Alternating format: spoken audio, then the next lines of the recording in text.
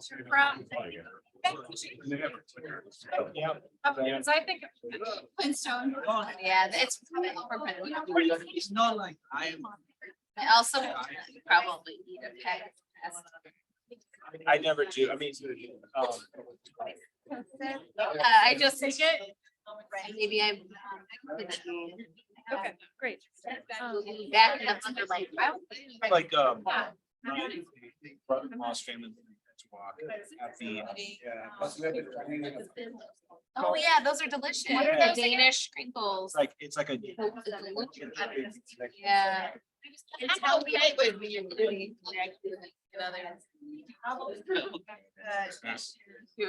We would like to get a picture. Ellie isn't over here. When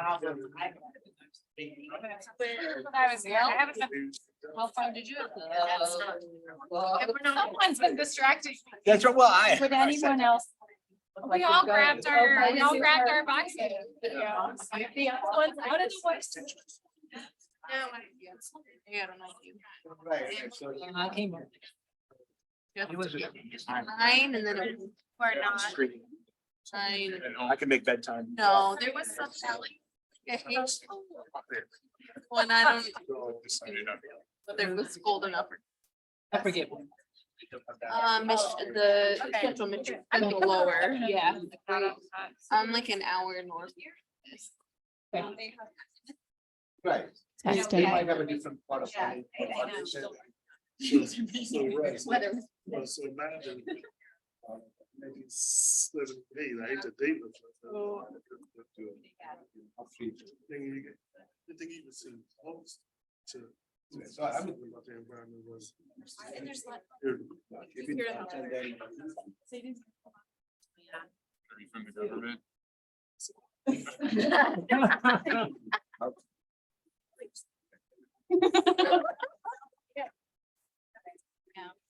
You want me to take? Thank you. Okay. Oh, it is on all that BSing I was doing. Yeah. Let's assume a hot mic. Yeah. Let's talk more about pasties. Oh, and there's. Maybe I'll, I think. Aaron. Anybody? Yeah. Okay.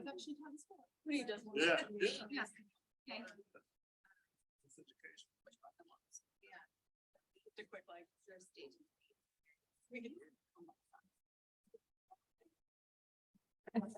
I feel like You you. wanna hold this? You may be the better. Yep. I'm just kidding. Okay. Oh, no, you can click. Yeah, there's only a few clicks. Oh my gosh. The orangutan exhibit and the orangutan don't. Really? I think that really. Yeah, they're turning in work. I said it was that. Well,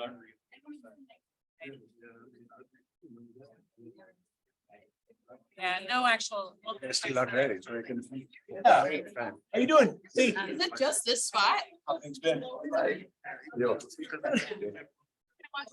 I asked that. Yeah. Right? That's what I'm heading back to. Nice, hanging things in Indianapolis. Yeah. Yeah, exactly.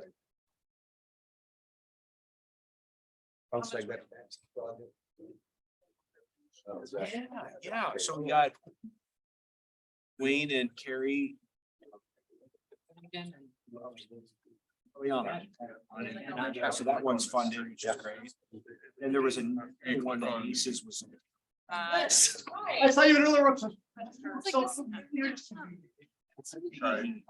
Megan is person who is, We need to meet later sometime. I can't remember the, it's an ag. It's great. So, but it was great to get extension in on, I think there's extension for some like 2 submissions. Okay. And I was telling you last night, like going through the review process with the leaders, Yeah. that one, another one. Jonathan. Didn't mind. Awesome. Yeah. So. Yeah. They wanted a farmer. Advisory board. I apologize to the For the committee, I think I don't know. Oh, Well. Wondered if he ever. Not that I know of, but I'm not sure. So Do you feel like? is we're working with.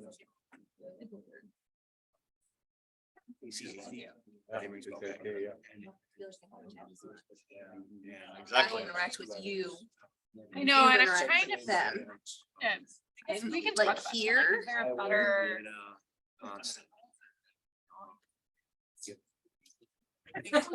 Want to be- I don't want to. exactly, and I've been. Spent a lot of time. I'm at. Kind of. Like, To. Because, and then I got to thinking, I'm like, wait, I Use that. Respect. So We're not all And I- introduce herself. And scope out the. I have a meeting. Scoping out. For everything and then like.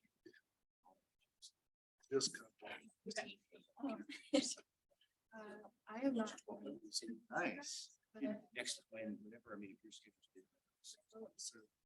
Hello, friends online. Can someone tell me how the view is of the I panelists? want to hear what you. I want your take on what I do. I love that. Just what we want. Well, especially like, I mean, I know you has, but anyway.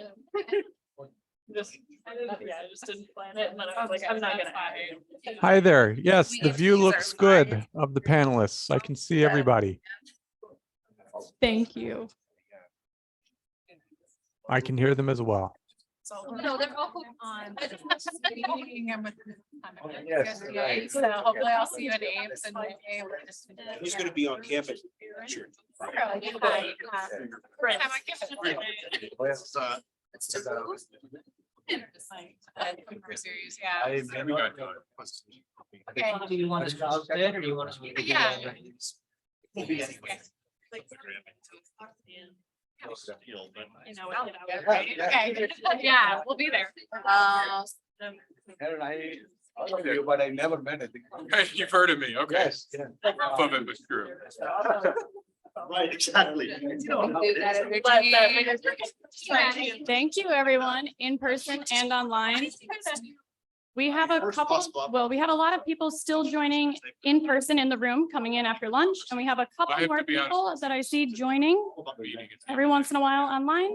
So we're gonna wait maybe 2 more minutes. It's nice to meet you. I'm Miranda. I work at Charter, Indiana.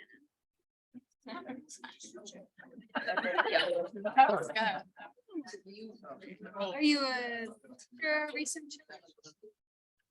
What did you? I have to like. I manage the Illinois Conference for that. We work with stakeholders all across biology. Okay. I got it. It's like. I am in Chicago, but I have Illinois. based in Champaign. It's hard to. The short.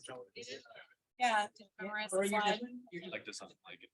Yeah, just be like, I may. I mean, you guys want to. Yeah, I mean, it's all in. That's funny, we're moving our way. my slide is. Oh, I thought I saw. I just, and then I. Stars and. No. I just want to give them an idea of like. Are you liking? Just. Yeah, I don't know a ton about it, but my. I was gonna do outline.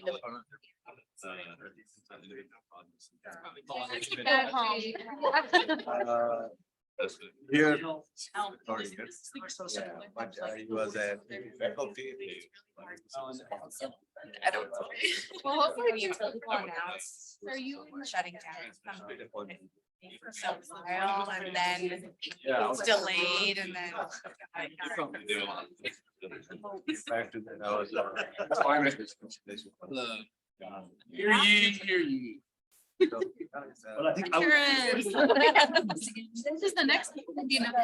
Was the week we just went offline.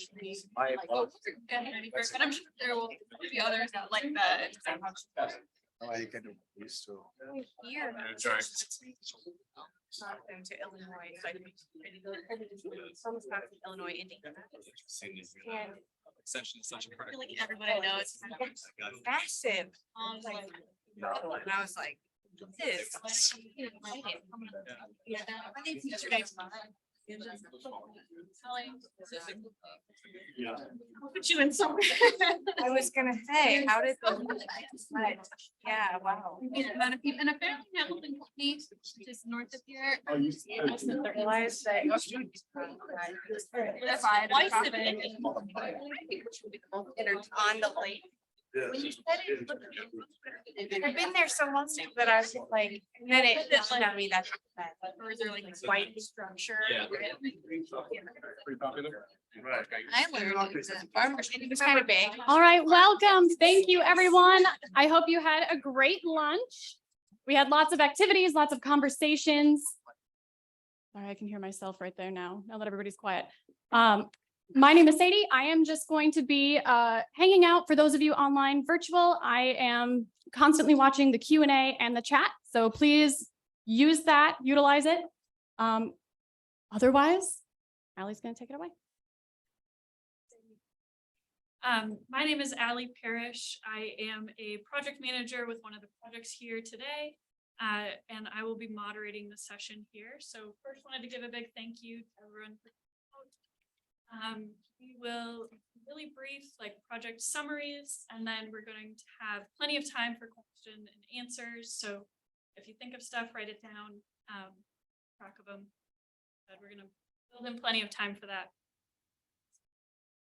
So I probably don't need to tell you, but we are seeing the impacts of climate change here in the Midwest. We're seeing things like changing precipitation patterns and increasing temperatures.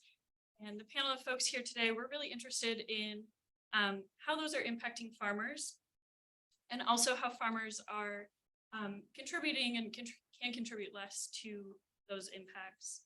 The other side of that coin is that agriculture is the only, or one of the only sectors in the US over the 30 years where emissions have actually increased.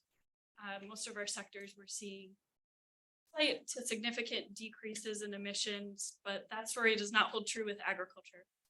So we have a really great opportunity with agriculture in the Midwest to both, it's important for us to adapt, but also a great opportunity to mitigate our emissions. Many of us here are from Extension. And if you aren't familiar with Extension, it is a nationwide organization. Each state has its own extension that was originally founded in 1862 through the land grant university system. So we serve as a bridge from the extension or from the university to communities. Another part of that is there were additional rounds of funding for land grant or to give land grant status and to fund extension services at in 1890, which went to historically Black colleges and universities, and then again in 1994 to tribal colleges and universities. So any of you here, if you're in a state in the Midwest, you have an extension, you have a land grant university, usually it's a state university. Some states have multiple if they also have an HBCU or a TCU. So as I said before, we serve as that bridge between the research coming out of the institutions and the farmers and producers and sort of what's happening in communities and what's happening on the ground. For us here, it's all really important that we see that information or that flow go both ways. So it's not just how can we bring information coming out of the universities to communities, but how can communities drive the research that's happening? I said most of us are from Extension because we also have one representative from the USDA Midwest Climate Hub. Former extension. Former Extension. Extension and the Hub are really great natural partners. They also work with producers also interested in climate and education and extension services. So I'll let Lori say more in a minute, but didn't want to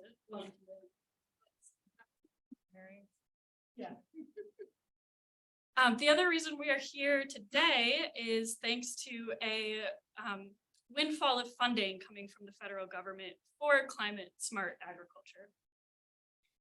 So the federal government has recently invested billions of dollars in what they're calling climate smart agriculture, which is the idea that there are practices that can both mitigate carbon emissions, potentially mitigate carbon emissions, as well as adapt to the impacts that we're seeing.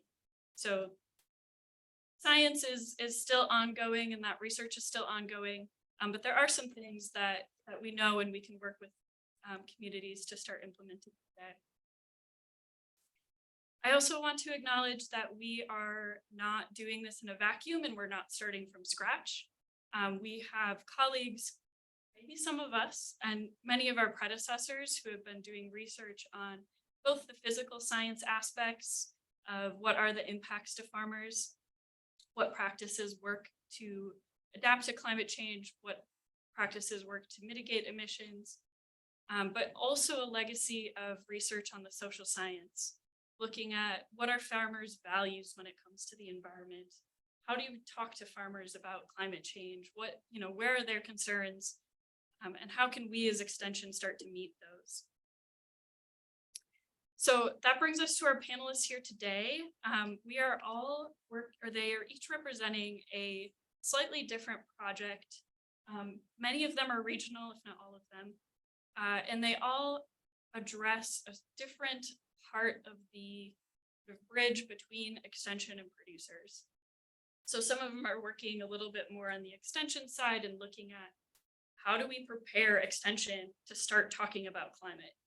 Just really basically like in-house, what do we need to know and how do we prepare ourselves to do that? Some of the projects are working more with the bridge between how do we bring information from farmers or questions from farmers and help drive research needs. And others are working more immediately with farmers and producers and encouraging practices on the ground and piloting programs. So with that, I will hand it over to our panelists to each do a really brief introduction about the project that they're working on. But just wanted to kind of set this up as like, we're not going to talk a whole lot about specific practices today. Really, we're here to share that it's sort of holistic approach where each of us is working on something slightly different, a slightly different part of this issue. But when you get them all together in a panel, you can see how it all really works together. So I will hand it over to Aaron to start. All right, thank you, Allie. And I just want to second welcoming you here to talk about this in these projects. And it's certainly great to be really, among the really great cohort of folks across the Midwest that are working on these issues. And it's just a really fun time on a serious issue. So my name is Aaron Wilson. I'm at Ohio State University. I'm an assistant professor there in the Department of Extension. I'm focused on ag, weather, and climate as a field specialist. And I'm also the Ohio State climatologist. Good luck. Was that? OH. So a few years ago, part of the funding that was coming out for climate smart agriculture, investing in the National Institute of Food and Agriculture, they started a program basically wanting to further Extension in the Midwest Climate Hub, all of the climate hubs relationship and how they work to tackle climate smart and climate change in agriculture across the Midwest. And we were successful in that bid, and we had this project called Climate Ready Midwest. And I think initially it was written to be more stakeholder focused, on the ground farmer focused, but through this Extension lens, and trying to understand how do we build a powerful relationship and partnership between the hubs and Extension, we realized that we really needed to focus on Extension, how Extension is approaching this. So our goals here are to evaluate and define what climate smart ag means to the Midwest Extension and agricultural community, and to empower Extension professionals to lead climate informed programming. A lot of great partners here, again, funded by NIFA, but we're working with Lori and Dennis Toddy, the director of the Midwest Climate Hub. We have the University of Wisconsin Extension, Central State, which is in Ohio. It is one of the 1890s institutions, Michigan State, and also Purdue. And so we'll have representation there for So one of the things that we're doing in extension is thinking about these different types of extension institutions, the 1862s, the 1890s, the 1862s, 1890s, and 94s, right? And really asking ourselves, how do we get justice to the different contexts? How do we find shared common goals among all of these institutions that, you know, obviously are approaching this from a local perspective and local lens, which is very important, and they are reaching out to different communities, right? And different community needs. And so there are certainly institution type specific situations and goals, but we want to develop these shared contexts, these goals of how do we, in extension, address climate change at all of these different levels? What are the barriers? What are the external factors, et cetera, that go into this?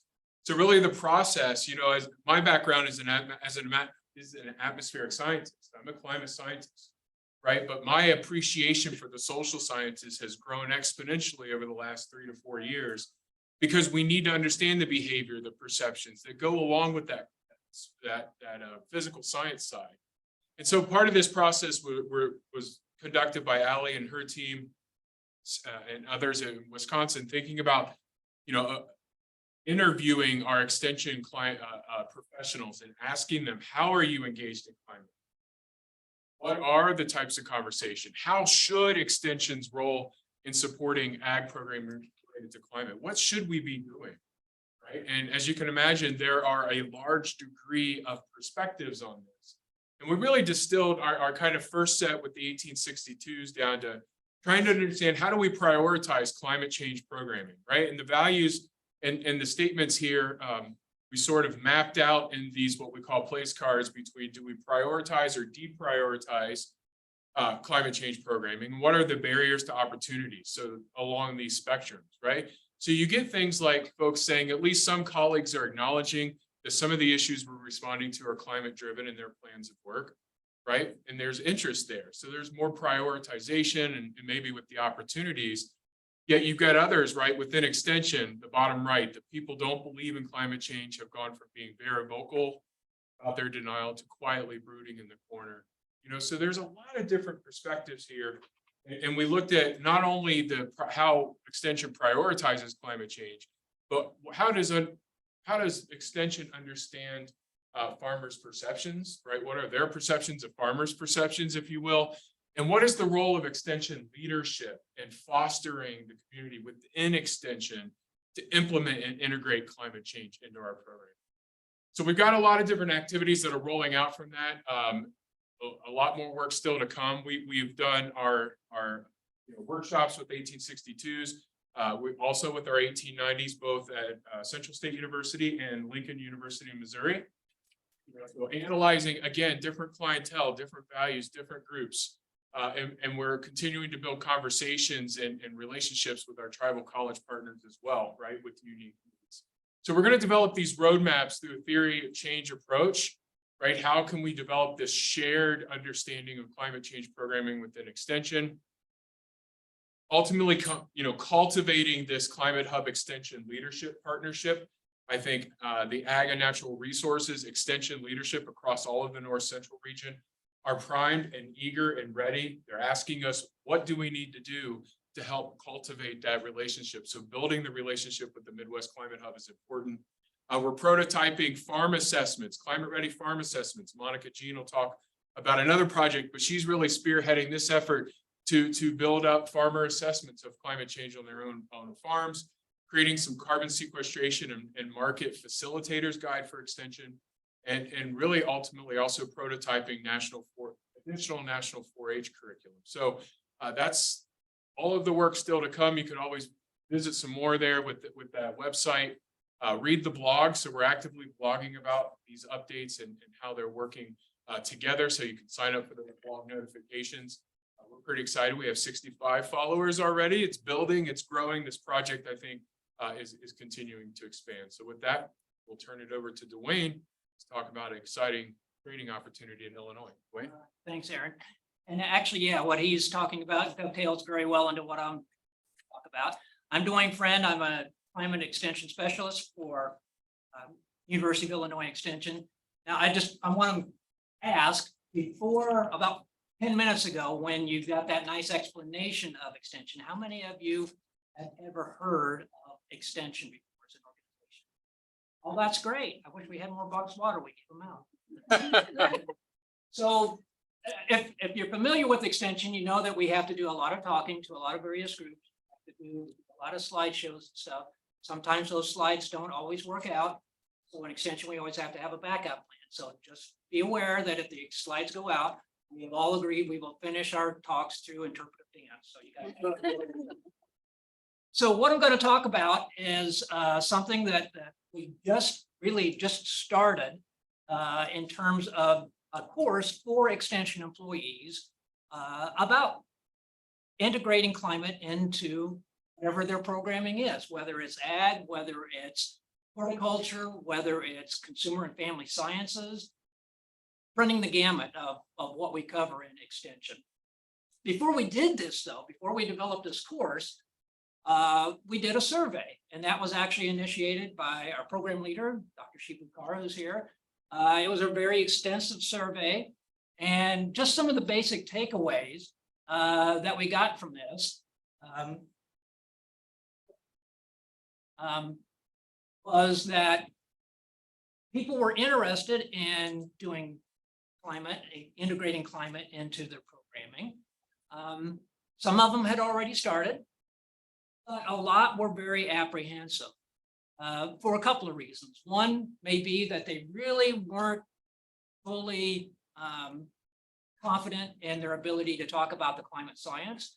But the other aspect of it was just plain climate communication, whether they could go in and talk to an audience that maybe was a little bit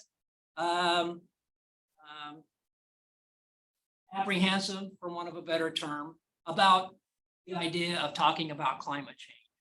So because of that, we decided the best thing to do to help them get through those apprehensions was to develop a course. And that's what we did. We spent most of last year developing this course. It's an online course.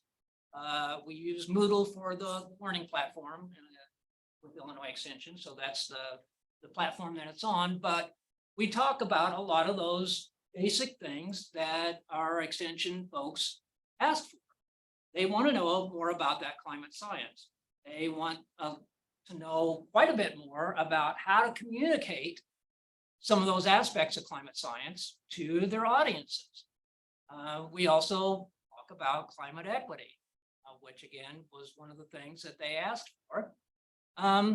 And then we incorporated scenarios and different things like that to kind of give them ideas on how to do that, how to take something that maybe somebody wouldn't really think climate could fit into, but actually could. And in some cases, when we interviewed some of our educators and specialists, at first they would say, well, I'm not really doing anything with climate. And then as we talked to them a little bit, they found out, oh yeah, well, I kind of am. So we also included several of those interviews in the course as well. So it's not a long course. It's only supposed to take about 6 hours or so to complete, but we did go through our first cohort. I just finished up about a month or so ago. We had 15 in the first cohort. When we opened it up, it actually filled up within 24 hours. So I'm really pleased with that. And I don't know how well you can read it. These are just a few of the questions that we asked at the end in terms of rate your ability to present climate information accurately before and after.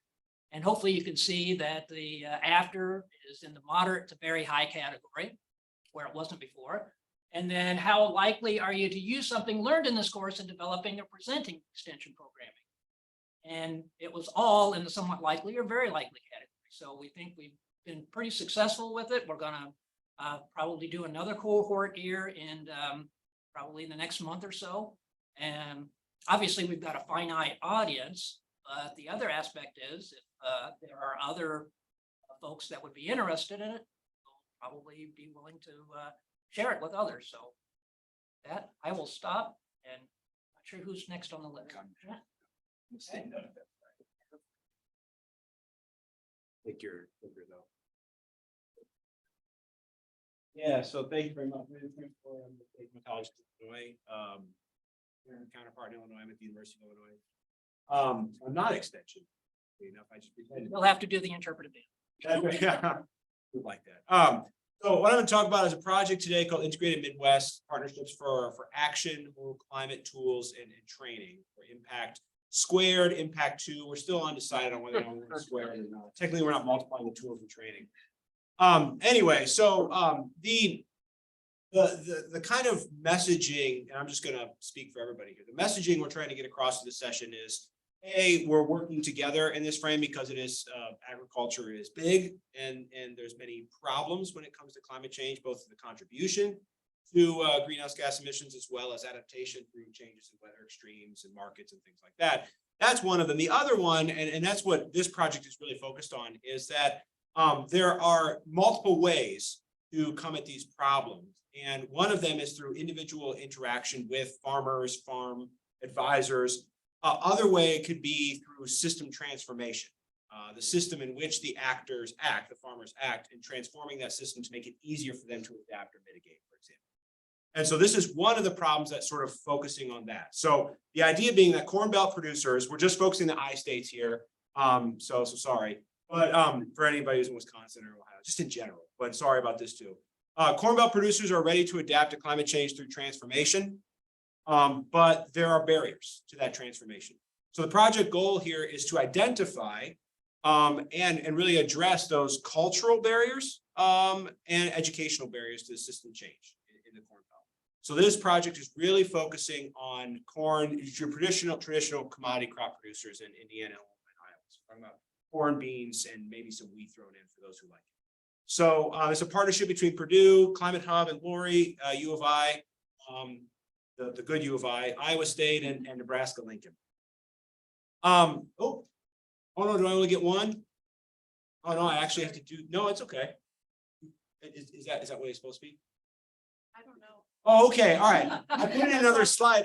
Yeah, I know you cut me It out. might be later. Oh, is it okay if I flip through? I know, I swear I'm not giving away all the gold. No, it's not. Oh, I didn't make it. No, okay. Well, I was going to tell you our objectives, and now I have to memorize them. So basically, yeah, You are in the stitch. that's right. Yeah, now I have to do that. Dance, darn it. Number one is really a visioning session. So we're going through and working with producers to do a scenario-based visioning sessions to say, let's look at climate change, what we're thinking about from a projection standpoint, what the climate of Indiana, Illinois, and Iowa will look like in 30, 50 years. And what are the things that you want to get out of production at that time? What are the things you're concerned about? And how do we get there? What are the barriers to getting there? Again, trying to identify those barriers, whether it be cultural barriers, system barriers put in place, or educational barriers. The team that I'm immediately in charge of for this, or not in charge of, working with, in kind of like, it ends up being that way, yeah, is really building a information system to collect a lot of experts, not just resources around the internet. We're not ChatGPT. We're interviewing experts around the region and beyond to identify the benefits, the trade-offs, the barriers to certain types of. So, for example, just take agroforestry as one of those types of systems, right, with individual practices in between. The goal is that we know that the expansion of agroforestry in the Midwest has tremendous climate benefits, but we aren't seeing a huge expansion of agroforestry. So where do those two things contrast? Where are those barriers to implementation, whether it be financial, cultural, those sorts of things, and how do we get to that point of informing both producers, but also the extension that's working with them about the goals or the ways of getting past those barriers. The last thing of this project is creating extension curriculum for these types of programs to implement these systems. But you know, one thing we're hearing about through a lot of these projects is that extension training, whether it be what's going on in Illinois or what Aaron's group is doing. And so this is something that, you know, we won't be creating these outcomes in these projects in silos. We're going to be working with each other to build off of what we're already doing or what other projects are doing. So anyway, that's Michael. Is it Monica now? I think it's me. All right. Oh, yeah, that's working. Good afternoon. My name is Monica Jean, and I work for Michigan State University Extension. So I think we are one of those really cool states that's not a corn state. So we're pretty diverse. We also have a lot of fresh water around us. But what I do there is I work directly with farmers on climate adaptation and mitigation. So I am an agronomist by training. And my title would be a conservation agronomist. I don't know if that means much to anyone here. Okay, I see some head nods. But I get to actually work in the community I grew up in. So I cover a region that would be kind of right in the central lower part of Michigan. My family also has a farm, and so I have the great privilege of trying to figure this out early on the ground with the farmers on what it looks like to farm in our current climate, but also trying to lay a foundation for the future for a secure food system. So I like my job a lot. What I'm gonna be the one to talk about today, which is a little, I think you heard that some of us have our hands here in several pots, right? So it was touched on earlier, the one grant working on some risk tools for farms. I am a part of that as well. But then I would say Lori may know just probably more than I do about this grant. So I'm gonna go ahead and give it to you, but she's welcome to chime in as well. So the Climate Adaptation and Mitigation Fellowship, it actually first ran in the northeast part of the United States. So this program happened there, and it happened with a diverse set of farmers, I believe. There were vegetable farmers involved in that. And then we brought a portion of that here. So this was very much a collaboration between the Northeast and the Midwest Climate Hub. And then you can see all the different partners that came along with that too. And we offered 4 different tracks, I would say, or fellowships that a farm could apply to, depending on their production system. They're listed there on the side there. But diversified agriculture and agroforestry in the Northeast, row crops in the Midwest. We did target, some weren't offered in both regions, and that's very strategically. We did that strategically because depending on the programs available with the farming systems that exist and what even can be done, we wanted to offer the best fit for that area. And then there was a woman and non-binary vegetable farmer advisor in both regions, and then dairy farmers and advisors, as you can see in several states there. And so this is an intense program, I would say. It goes on for 2 years. And they apply, they enroll, they apply, we got to read through, and this is what the group looked like that applied for the row crop one. That is the one that I was most involved with. And then we help match the farmer and the advisor together. We really wanted people to, like, obviously, we want them in a similar situation, right? So that they can work it out. Some of them work right next to each other, but we tried to make partners that were in relatively similar cropping systems.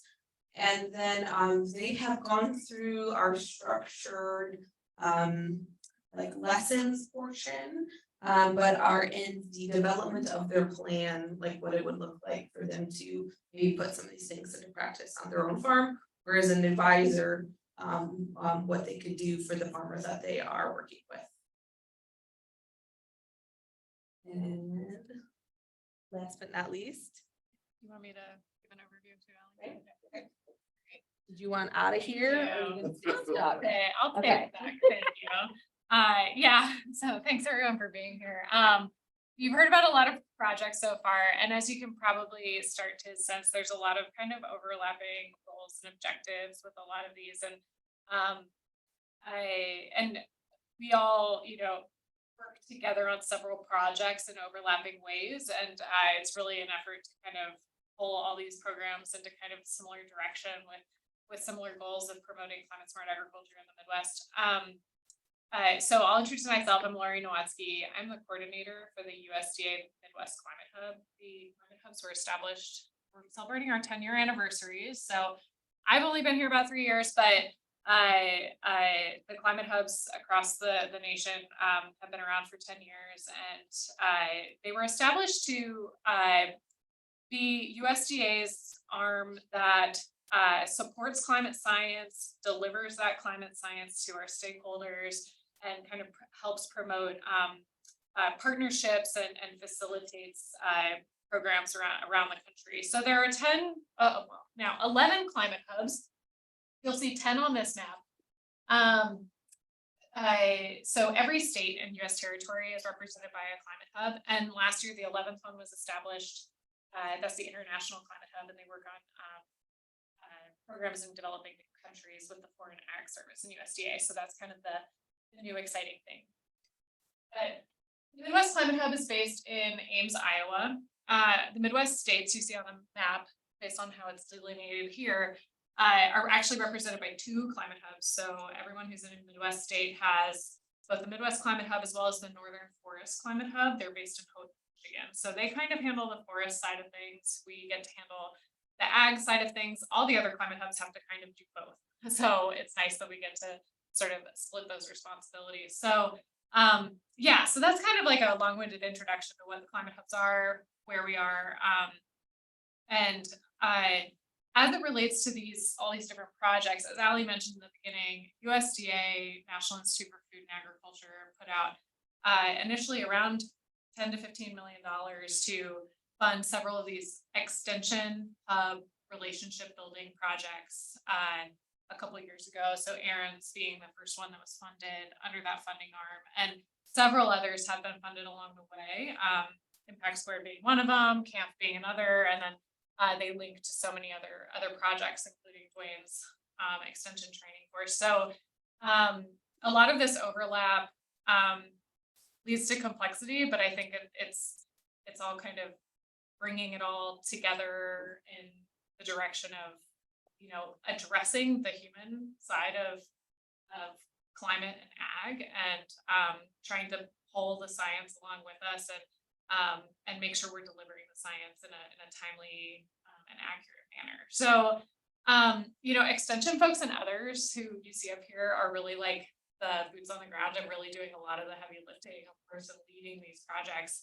So it feels funny to be up here and be like, we sit names and we partner, right? But I think what we aim to do with USDA Climate Hub is work across the states, across all of these projects, help bring Agricultural Research Service, USDA research on ag to our partners in these institutions, link it with research happening in those states, communicate that science in a consistent manner. So one example I'll give about providing consistency is that we're working with several partners to develop agriculture climate assessments for every single state. So a couple states already had those.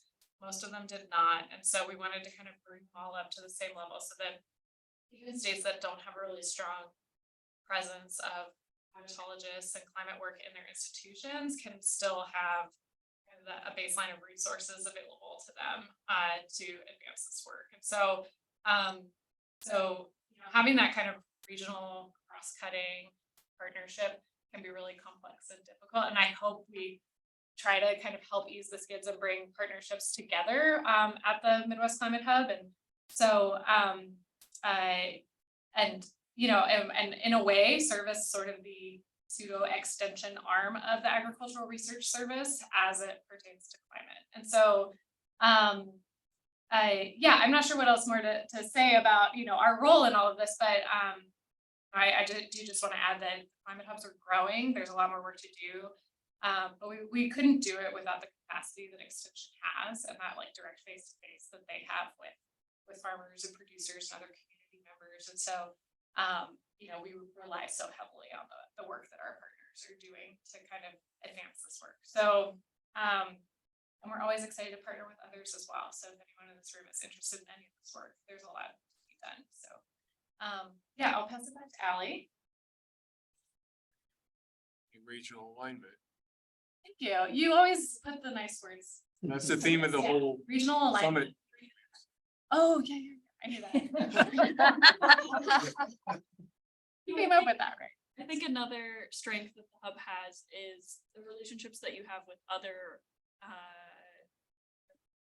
like organizations like NRCS, right? And like other ag organizations that, you know, Extension, we can't keep up with all of them. So it's just another great linkage between existing organizations.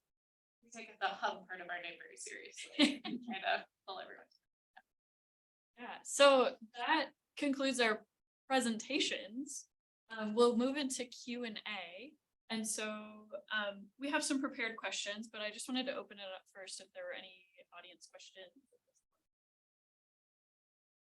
Okay, so because it takes me forever to type and everybody wants to know this, yes, all sessions, all workshops are being recorded, even those that are not hybrid, and they'll be posted on Whova and available for 3 months.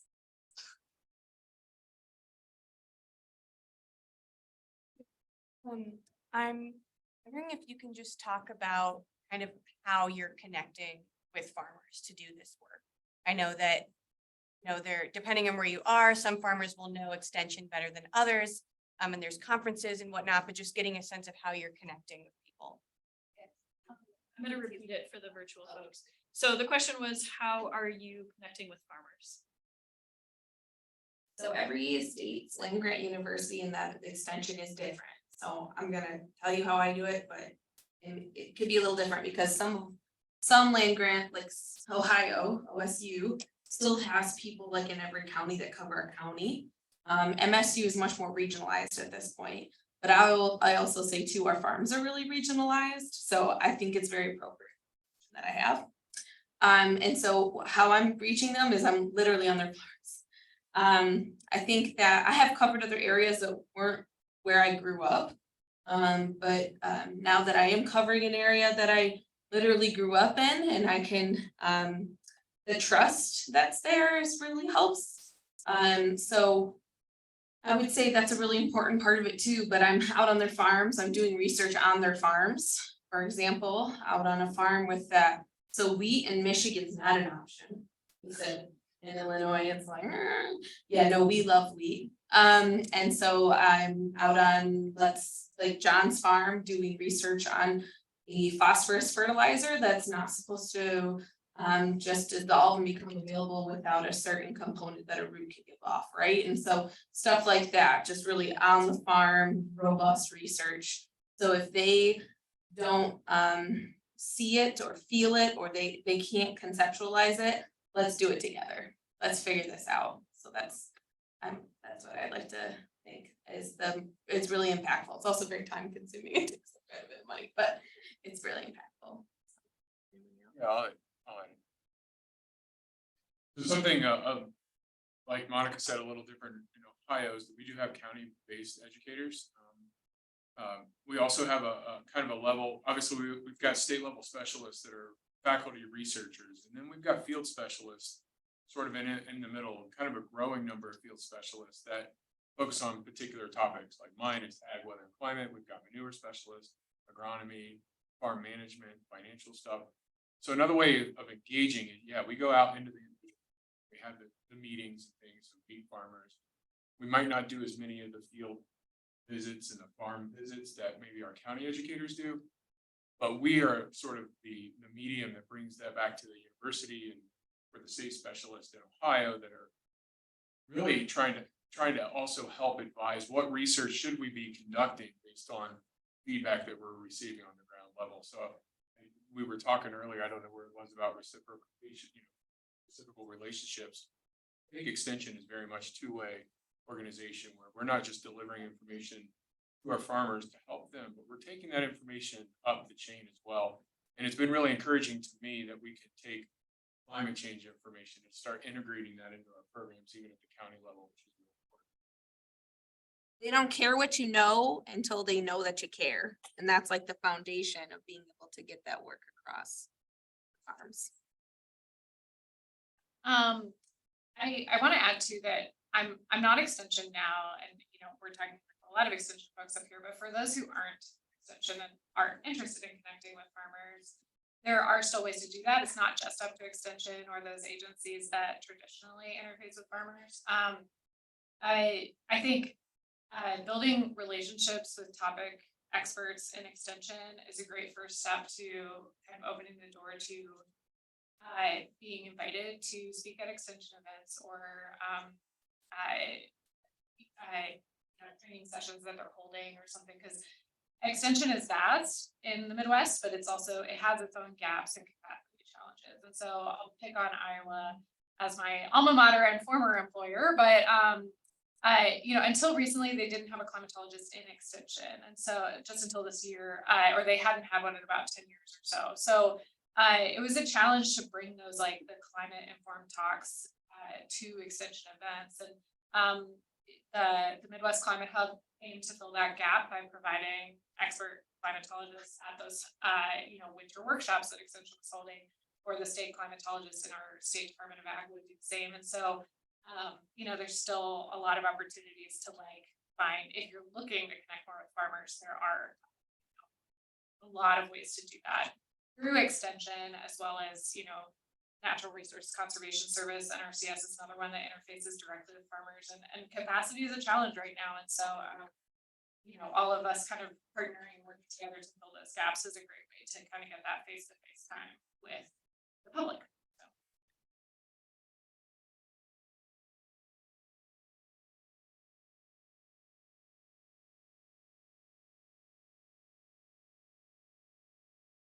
Thanks.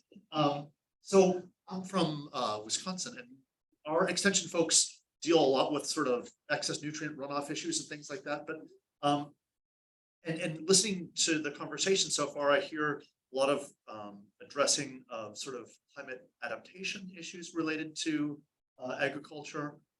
I suppose since you all are the folks that really are interfacing with the people who do the agriculture, what is your outlook for mitigation efforts in ag?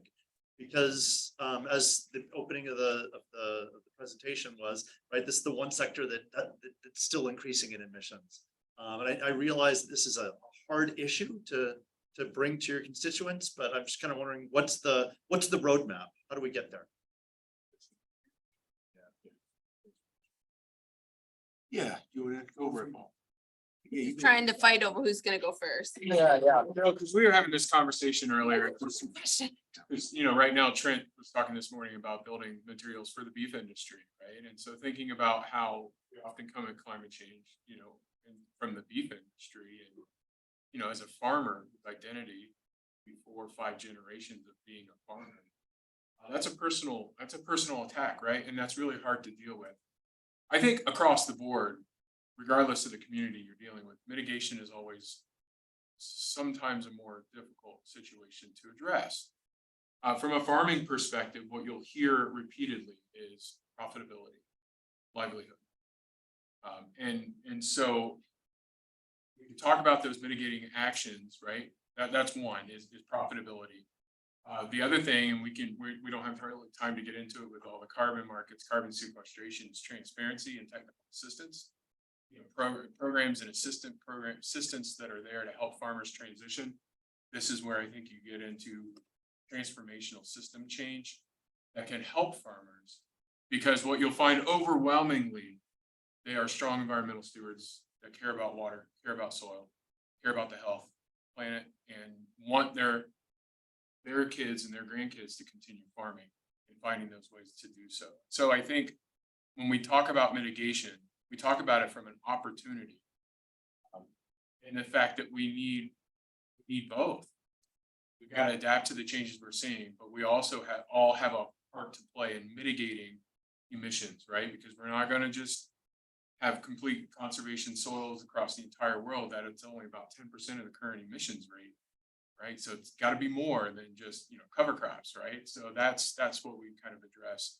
I think what I wanted to add for that. No, it's okay, Dwayne. Oh. Dwayne can talk. And I won't talk for long. I was just gonna mention in Illinois, we've got a couple of specialists that work within targeted watersheds, some of the watersheds that are having the most issues. Working directly with farmers and again, NRCS and those folks to try to help mitigate some of those issues within those watersheds. So I'm taking a very focused approach on that. Again, relating to our state's NLRS standards and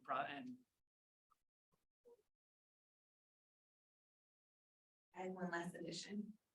I do want to point out my farm in the area I cover is a region of Michigan that also has been designated as having water quality problems, and we're about to have a TMDL released. on our area for phosphorus. And so I'm sorry, I laugh a little. I laugh when I'm like, uh-oh. Bummer. But on our farm, I think it's hard to account for sometimes because within your farming system, of course, you can adapt and mitigate these things, but the land itself offers an opportunity besides that actual cropping system. And what I mean, for instance, is like we are getting solar installed right now on our farm. We have wind energy all around, not just my family's farm, but pretty much every farm around us. Is a really huge and hefty wind system that's up now. And we also use geothermal on the farm. And so, yeah, and we have cattle and we do rotational grazing, but we also till because part of our farm's organic. So it's just no one farm is really the same. Maybe in Iowa, I guess. See, we'd like to fight too. But no one farm is the same, right? Even a farm that grows corn and soybeans is still gonna grow those things probably differently. And so the solutions or the things that's gonna work on that farm, they're all gonna be just as unique too. Can I add one more?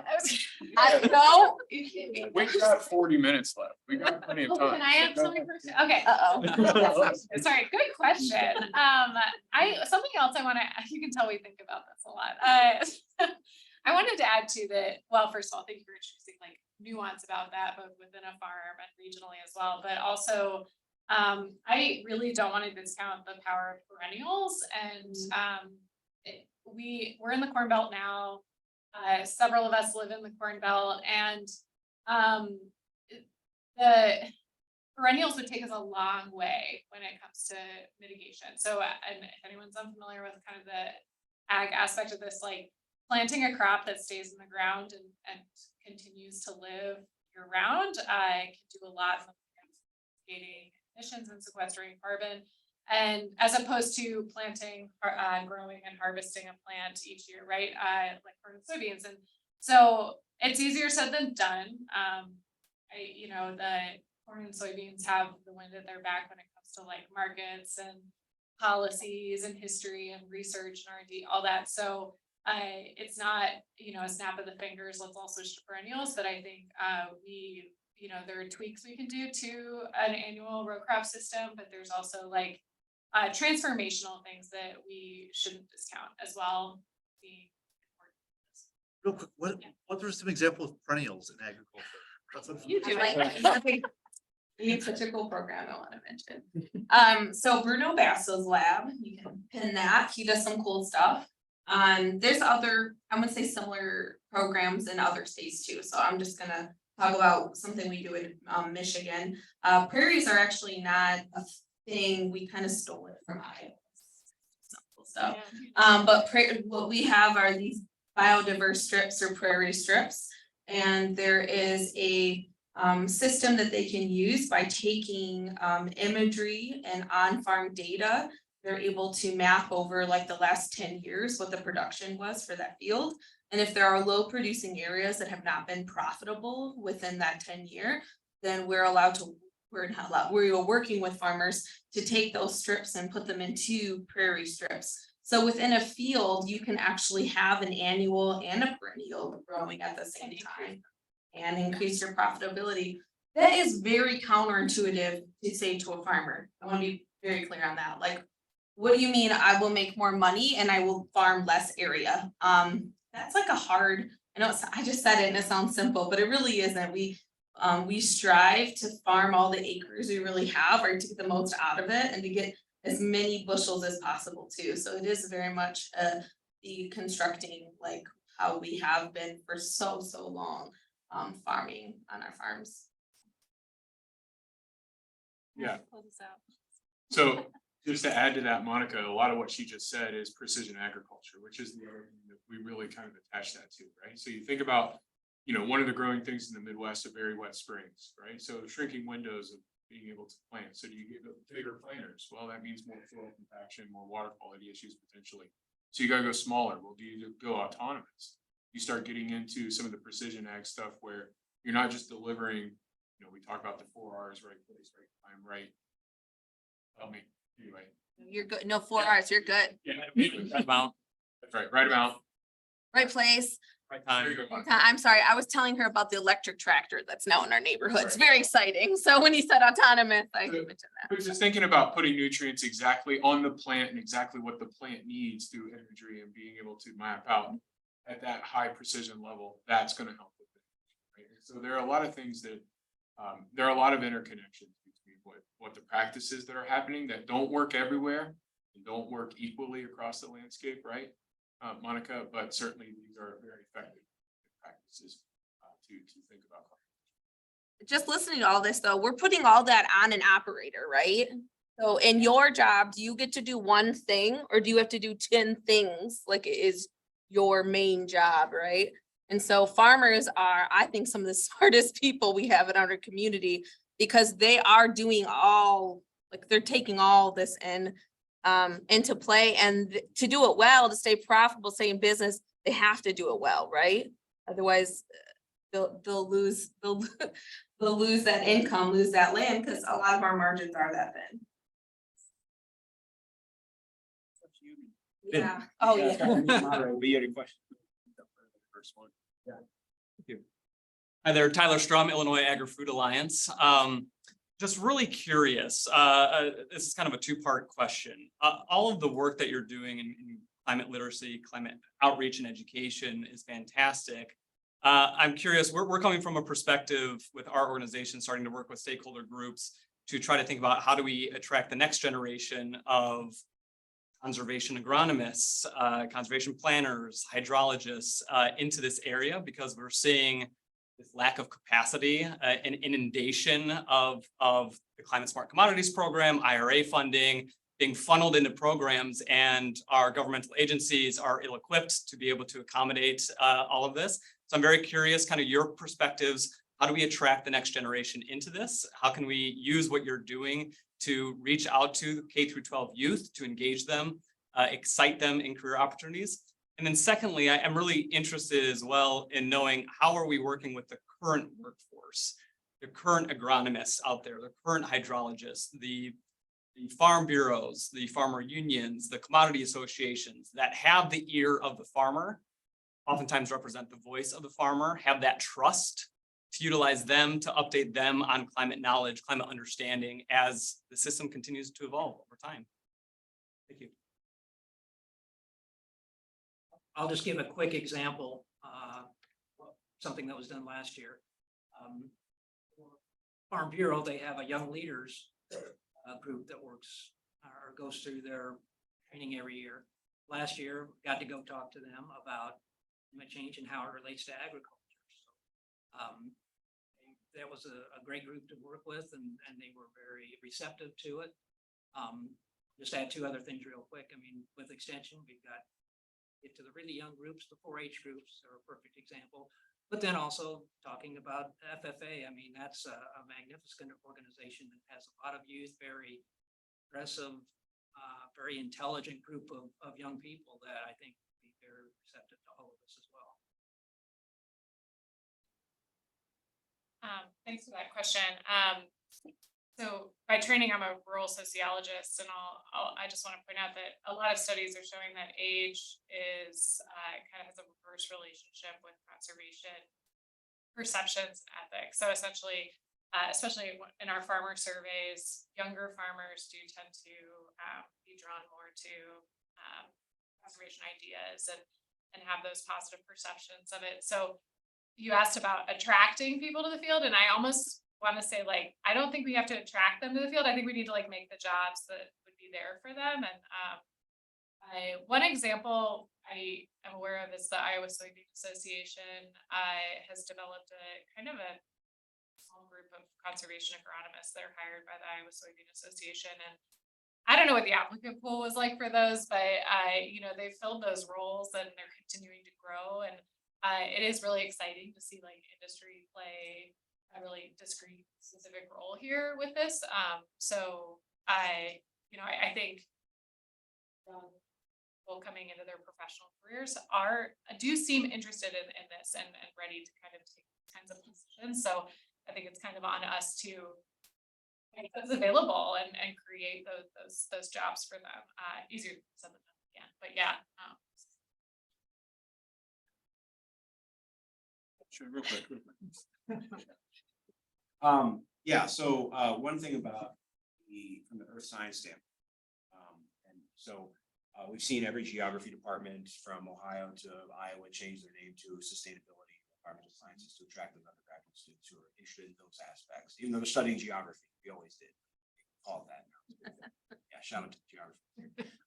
The other thing is University of Illinois Atmospheric Science Department just changed the name to Climate Meteorology and Atmospheric Science, and the order of those three things is they tell me is coincidental. I don't think so, because that's where the interest is. So I think a big thing is getting those folks who are interested in hydrology and climate science and systems engineering into agriculture, to get them to understand that agriculture is not simply putting something in the ground, putting it out, it's growing, you eat it, that it's immensely complex, and that these huge challenges that you mentioned, the mitigation standpoint, all kind of data around, because it's a really challenging question, right? That those things are there for them to apply their expertise on. So hopefully some of the things that are going on, at least at the University of Illinois, are trying to integrate colleges who are not so siloed, so that some climate science folks, hydrologists, agriculture, vice versa, can help with some of that too.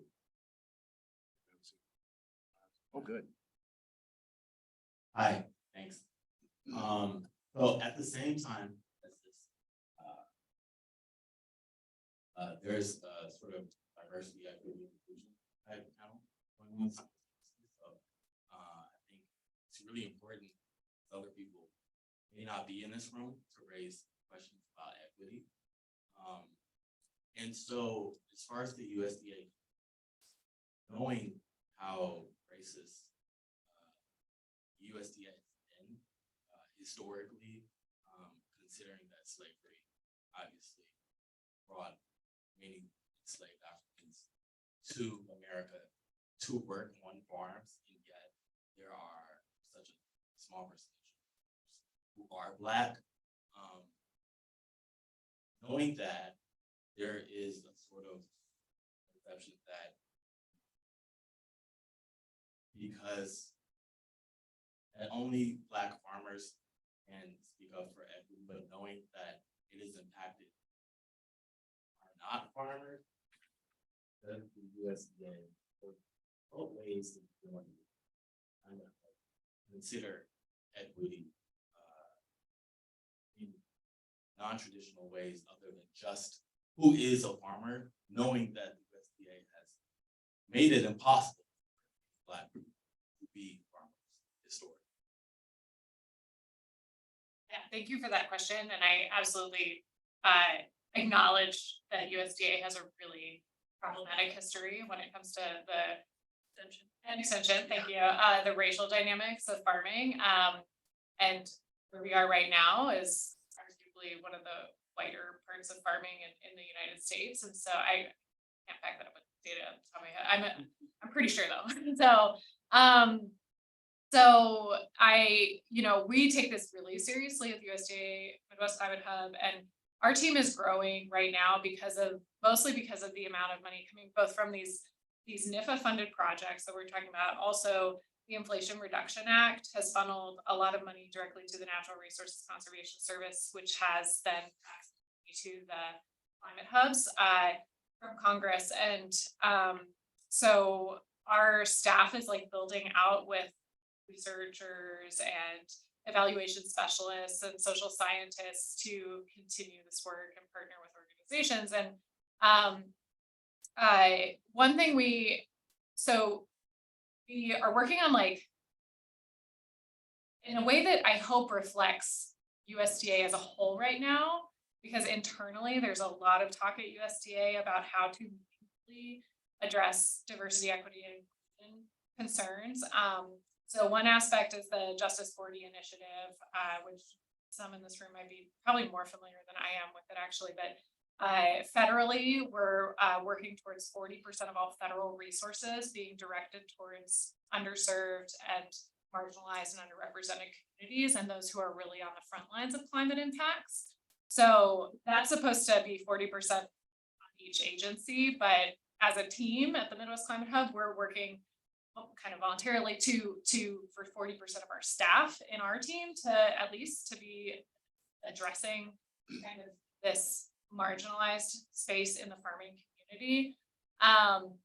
One aspect, we just actually worked with the University of Minnesota to hire a tribal food systems liaison. And so we hired a person who is a member of a tribe in Minnesota who will be working to build connections and relationships and deliver resources and build partnerships with tribes in the Northwest.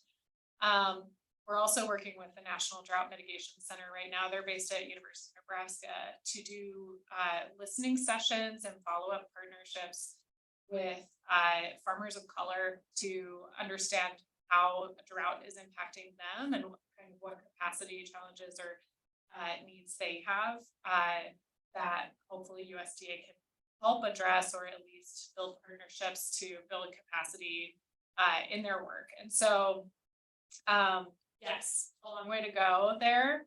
I hope we're, going to keep moving this direction with the agency.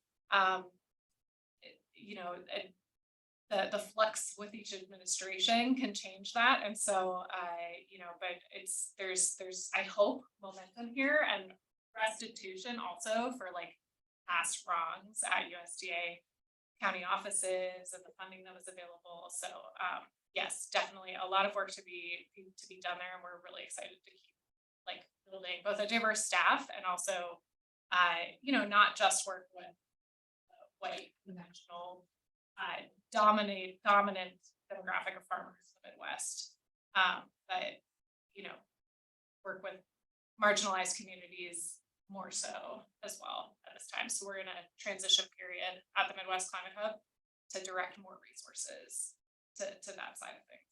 Sure. Thanks for that question. Follow-up question.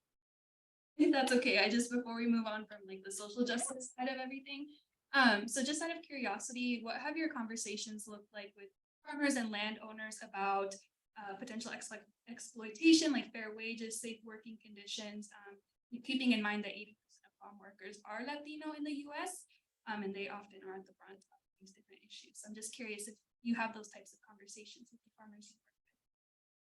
Do you have a Well, on our assessment, actually, that is one of the sections is not only it's the last section on the farm assessment, and part of it is about personal stress and resiliency, and then the care that you provide to your farm workers as well. So it's included on there, and we hope that that can be an inflection point for those farms to find that if that is a risk on their farm, and then we also provide resources on how to address those.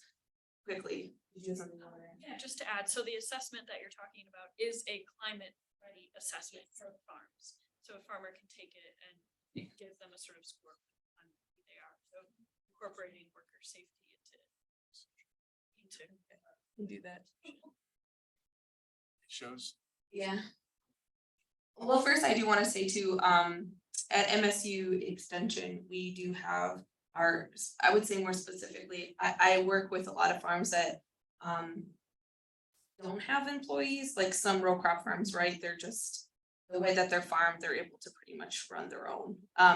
But we have a lot of vegetable producers and fruit producers also, and our educators are actively being trained on and also trying to work with the growers on fair living and fair pay and et cetera. I only know this. I just got to go to a training about it recently, and it was very eye-opening for me, not working with those growers often to try to understand the complexities of like what you guys mentioned. But having said that, we do have that section in the assessment. It actually has caused some strife. I recently, with our camp fellowship peoples that were in the row crop one, we had them take the survey, the assessment, and give us feedback. And some of them were very upset about that section being there. That is not something I would have anticipated. That really blew me away. And they were very aggressive about it too. So it wasn't just like hey Dwayne, I don't really like this section. I don't know how this pertains to me. It was just like, what are you, big brother, telling me how I should be treating my employees on my farm? And I was just like, whoa, no, but if this is a point that you're struggling with, this may be something you need to work on addressing. So it was a very heated, and I hope to add that I was like polite, but still firm with that. I feel like that section really matters. Not just for the employees, but for themselves too. We know farmers have twice the incidence of suicide that our veterans do. So producing food is a very stressful job apparently as well. And so I think that section, although makes people very uncomfortable, means to me that it's really important. Do you have anything else? Anything? You sure? Yeah, I mean, I have all kinds of. Oh, sure. I want to say thank you though, because I was very like, that was hard for me when I got like a lot of intention on that, but it makes me feel like more and more it needs to be there. I need to not change that, so. Two sides of the coin here. So one is individual, right, producers. The other one, as I mentioned, is systematic change, systemic transformation. So none of us are representing states that have specific policies on protecting farm workers from things like extreme heat. So Minnesota's the only region, even though. So we've been trying to work with folks. This is a problem of being on the apolitical type of position, right? Where you can't necessarily advocate policy. One of the things we're trying to do is communication, not necessarily just to individual producers, but to the industry and to state representatives when you're giving talks. Emphasize that these are key pieces of legislation that are missing in the context of an increasingly hot climate in the West. So, like Monica mentioned, in Illinois, we don't have quite as many for vegetable fruit, but a bit of sweet corn production.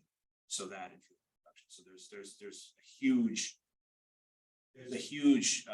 like a missing piece there that that climate change is likely only going to exacerbate. So hopefully it's something that we as a region, individual states can remedy. And in the climate summary, the ag summaries that Laura mentioned, we're adding that language in there about this is an impact, right, on farm labor because of extreme heat. Here are the resources, here are the data that support that, and what can we do to mitigate, limit the impacts on our farm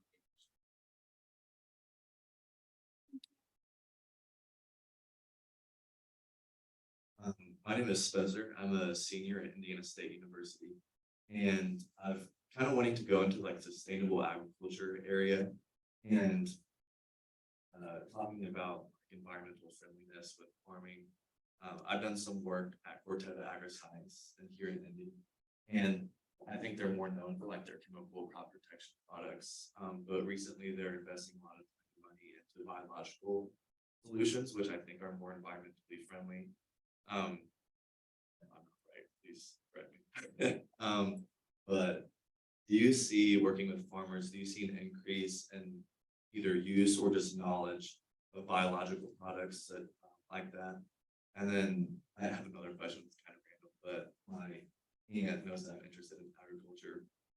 So she told me about the grain called Kernza, and talking about perennials reminded me of that. I was wondering if farmers are discussing maybe starting to cultivate Kernza.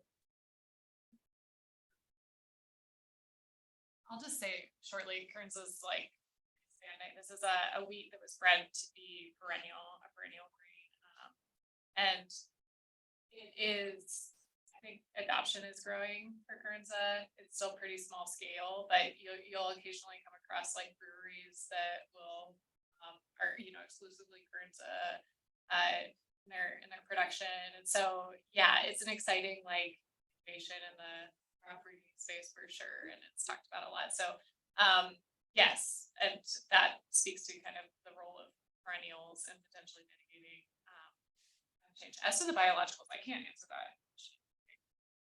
Do you want me to go first? Yeah, go ahead. Okay. So as of last year, there was a pretty robust, I just want to say like biologicals is a huge area. So like what kind of biological is it, right? I mean, but there was a pretty vast analysis done for a lot of the biological trials throughout the Midwest region. There was a summary put up, I think it was like around this time last year. And none of the trials actually showed any positive results, unfortunately. I really feel like the biological, I do have farmers that have told me like, I've tried it and I feel like it did work for this field or that situation, so I don't want to discredit it. But I think the disappointing part was the purity component. So when samples were pulled of the biological products, a lot what was supposed to be in there wasn't in there. And some of it actually was things that weren't supposed to be in there. And there was some isolation of what I can relate it back to. I mean, everyone knows like probiotics, right, that you can take. Well, I think people have said, like you've seen that, yes, there's a lot of great probiotics you can take, but there are also some bad ones. And if you don't get a good quality probiotic, you can actually be introducing something into your microbiome that you don't want there. And you can develop like small intestinal bacterial overgrowth, right? A similar thing, they're finding that there are some strains that could be in our soil that do cause like antibiotic resistance or things. I mean, they would have to multiply and it's a little far-fetched, but I think the whole point is like, it's a new thing. There could be some pluses, there also could be some minuses, and right now they're not, we're not clear on the science, whether what they're doing is worth that action and if that is a profitable action. Wayne, do you have? Gonna answer the second, you then go, yeah, go you. And I won't take long again either. I was just gonna say for once, I think the biological research and the biological push is not gonna go away.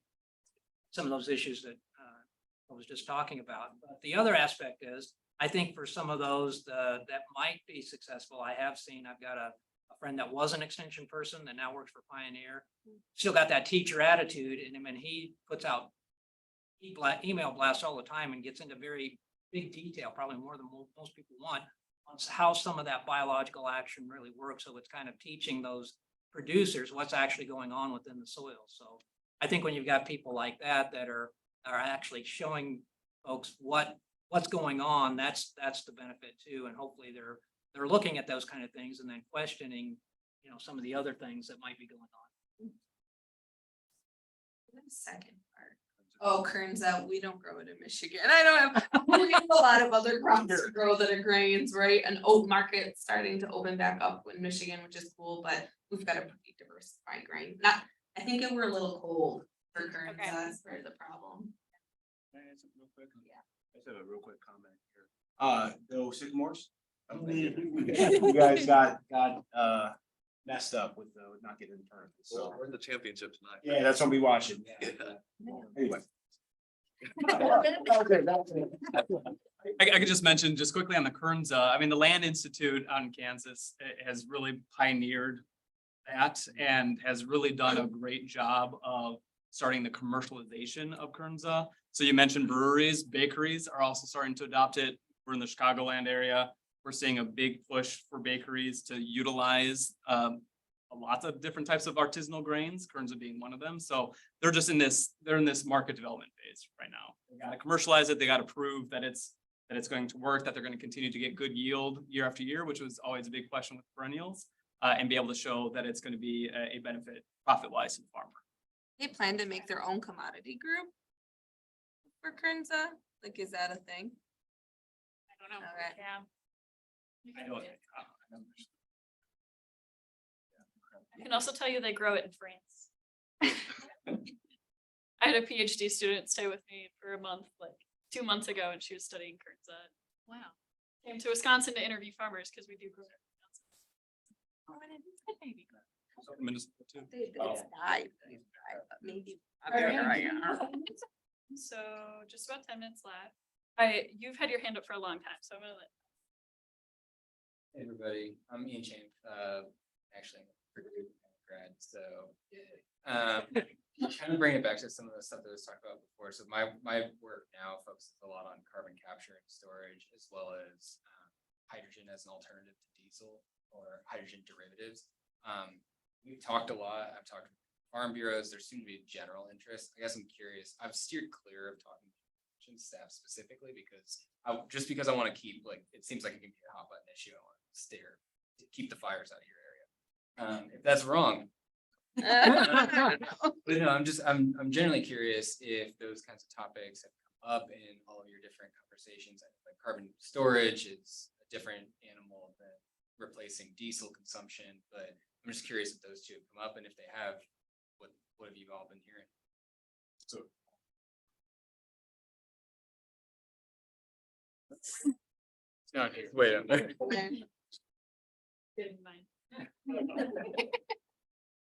Well, as far as the carbon transfer, the pipeline stuff, that's been a big issue, at least for the people where they think the pipeline is going to go through. But correct me if I'm wrong, isn't there potential legislation in Illinois now? Yeah, I don't know where that's at stage. I think it's just been introduced. Yeah. It's going to put the brakes on. Yeah, that's a moratorium, but yeah, don't know whether that's gonna get passed or not, but that's a potential thing. And then as far as the carbon markets, that's as far as we have some of our commercial ag folks that are kind of working with other entities on that, just because there is so much going on that we want to make sure that what we cover is good stuff. So, yeah, but it's a Wild West. Add to that. Yeah, so one of the parts of our project with Climate Ready Midwest is actually prototyping some carbon sequestration curriculum. And really what we've done really recently, like in the last 2 weeks, is really shifted to creating an extension facilitators guide on how to address carbon market and carbon sequestration in the county. So we know, Wayne mentioned, it's a changing landscape, often recalled, kind of called Wild West kind of mentality, right? There's a lot that goes into it. I think one of the key aspects, one of our partners, Peggy Hall, who is really focused on ag law, thinking about contracts and the details of the contracts involved with farmers is a very difficult kind of conversation, but and it's an area of need in terms of farmers need instruction on how to approach the table when they go into these contracts long term from a carbon sequestration perspective. So that's one of our hopeful outcomes, is a prototype of education, of, like a training session just on carbon markets. And certainly some of the other things are thinking again about the distance and the transparency. If I'm selling mine, for someone else, there's no real transparency on what that kind of subsidizes for other companies, right? So there's a really strong kind of desire to have transparency. Is your question a quick question? It is a very quick question. This will be the last question. Felt like 3 other people. So thinking about the outreach aspect, I guess the question is just what percentage of farmers are are receiving maybe education around climate issues and are part of the conversation? Is it majority? Is it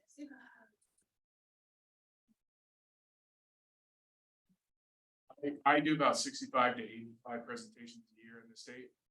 Probably hit, 5,000 people, 7,000 people on, and then in addition to other things, and then a lot of other ways that we're kind of getting there in the state of Ohio. So, yeah, that's probably the best impact statement I can make from Ohio.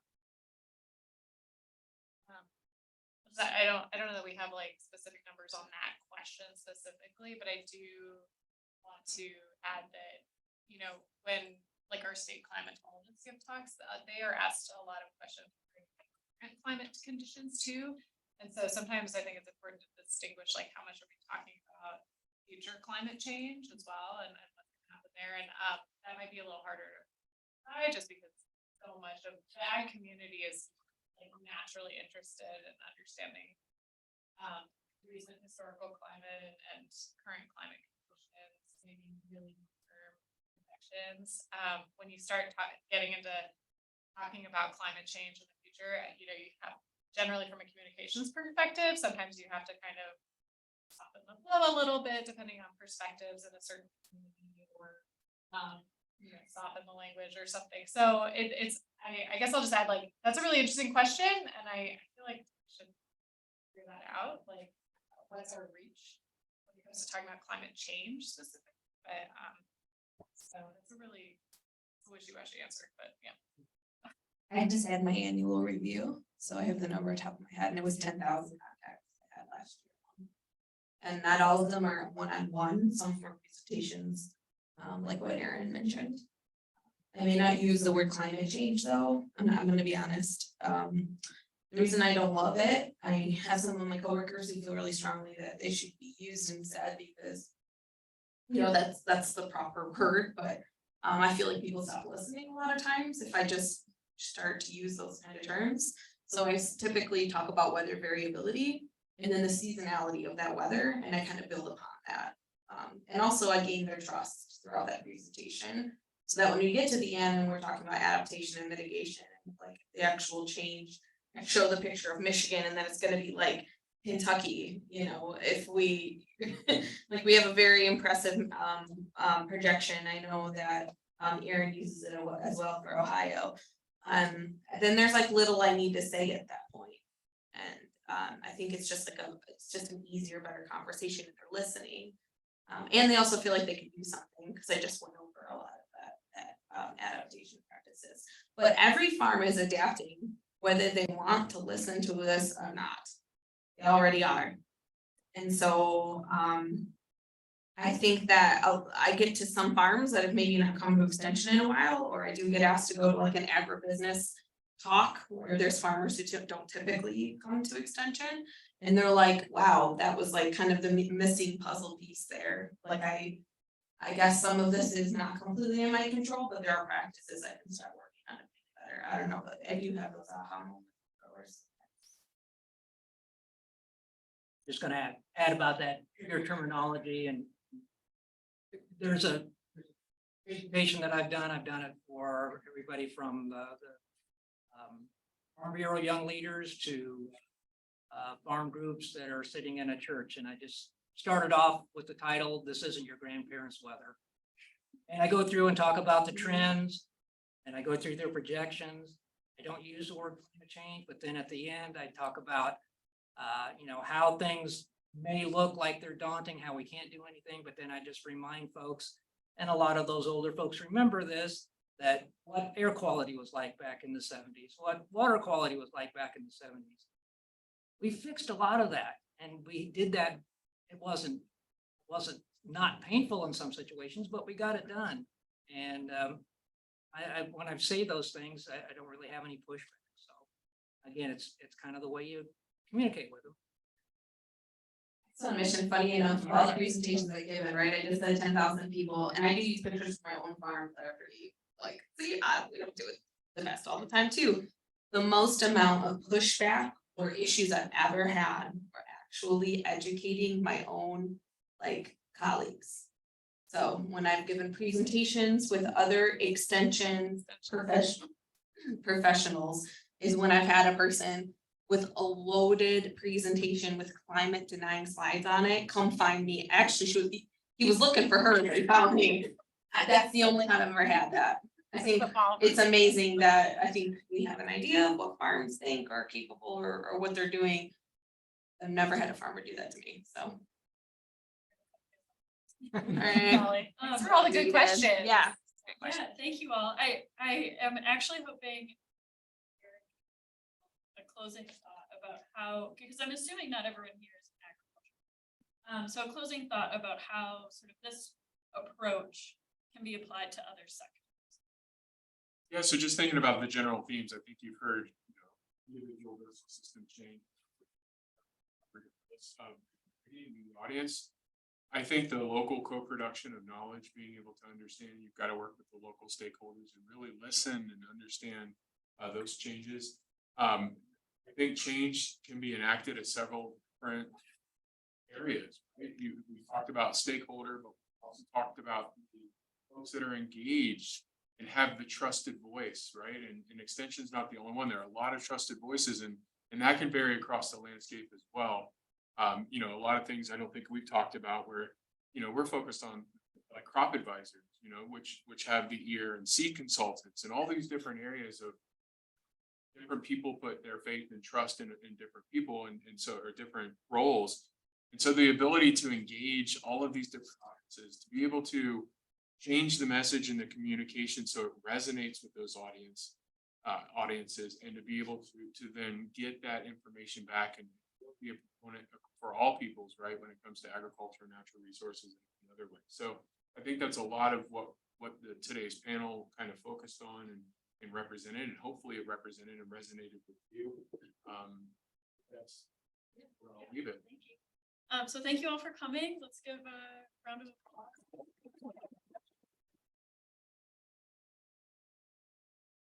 We'll be around, so if anyone has questions, you can. Thank you. Somebody can volunteer to take. You have a good one. Did somebody? Yeah, I can use yours too. Light, okay, or. Yeah. All right, to be in your eyes, right? You know, send it if you're tall. Yeah. One here.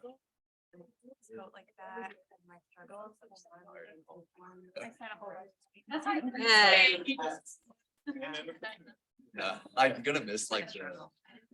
Thank you, everyone. Very nice meeting you. I can tell.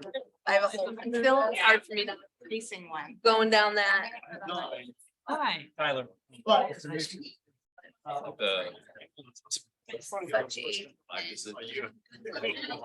So it's possible I've seen that for like, I'm sure. I have. Been like working. Turn there. I haven't had to like really think about it. That's right. Nice.